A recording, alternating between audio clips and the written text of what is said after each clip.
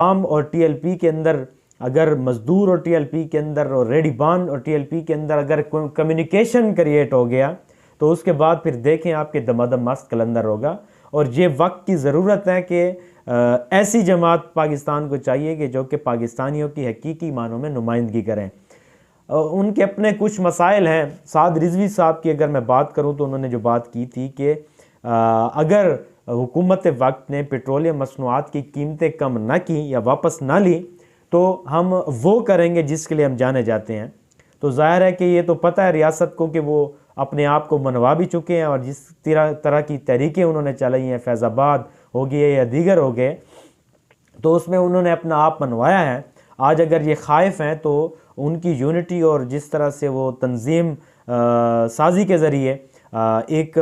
जामे हिकमत अमली के ज़रिए जो हुकूमत के ऊपर दबाव डालने का एक ताकत रखते हैं,